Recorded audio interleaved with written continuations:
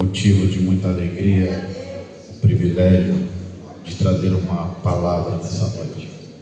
Peço que você abra sua Bíblia no Evangelho segundo escreveu Mateus, capítulo de número 14. Evangelho segundo escreveu Mateus, capítulo de número 14. Farei leitura a partir do versículo de número 22. Logo em seguida, compeliu Jesus os discípulos a embarcar e passar diante para o outro lado, enquanto ele despedia as multidões. E despedidas as multidões, subiu ao monte a fim de orar sozinho.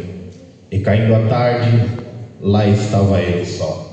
Somente até aqui, também para não tomar muito tempo.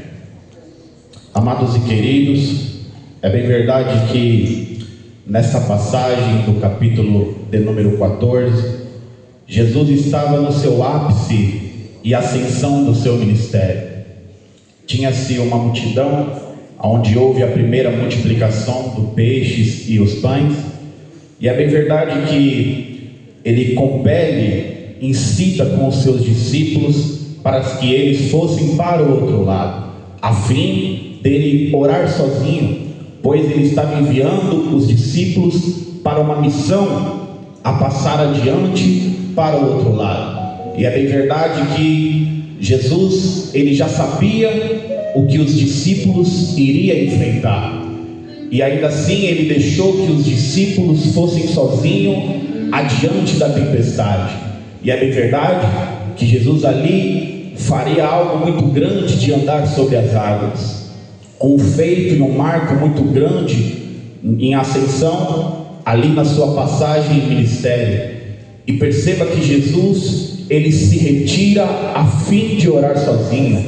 Antes de Jesus fazer um grande feito, mesmo sendo Deus encarnado, ele se retirou a fim de orar sozinho. E é bem verdade que muitas vezes queremos nós fazer grandes marcos, queremos que Deus nos usa para grandes feitos, mas não temos a humildade de muitas das vezes nos retirar a fim de orar sozinho. Não temos a humildade de estar e ter a comunhão e o compromisso de estar naquele cantinho, naquele quarto, naquele lugar que sempre devemos ter ali o momento de plantar, o momento de buscar com Ele ali a unção, a graça, para que possamos fazer grandes feitos debaixo da sua presença.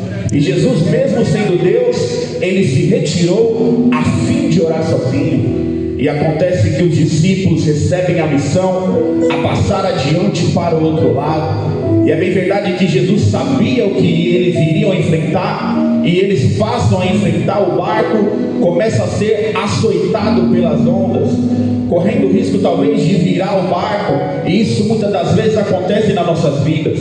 Deus permite que a gente vá em direções, Deus permite que a gente siga em caminhos, sabendo que vai nos passar, sabendo que vamos passar por momentos difíceis, por situações que talvez, se a gente soubesse antes, a gente não ia querer ir na direção, a gente não ia querer ir naquele caminho. Mas Jesus mesmo assim permite. Mesmo assim Jesus permite que a gente passe. E tem um momento que os discípulos estão assustados. Eles estão assustados com aquilo que está acontecendo, que para eles não vê saída. Vê mesmo com a experiência da tempestade. Talvez já tinham enfrentado outras tempestades, mas aquela era diferente. Eles não viam saída, e muitas das vezes estamos nessa situação. Não vemos saída pela nossa dificuldade. O problema que estamos passando, a gente talvez não vê saída. Mas lá do alto do monte, Jesus olhou para eles. Ainda que você acha que está sozinho, ainda que nessa dificuldade você acha que Ele não está contigo, mas lá do alto do monte Ele te vê. E nessa dificuldade que você passa, Ele vem andando sobre as águas nessa noite para dizer: eu estou contigo. Lá vai a Deus soberano na batalha, Ele trouxe eu aqui para dizer: eu estou contigo. Você não está sozinho. Se está enfrentando isso é porque eu deixei. Se está passando por isso é que eu mandei na direção. Mas eu estou contigo. O Senhor agradeça a gente, Santo. Aleluia. Aplauda mais forte o nome santo do Senhor. Vem missionária Fernanda.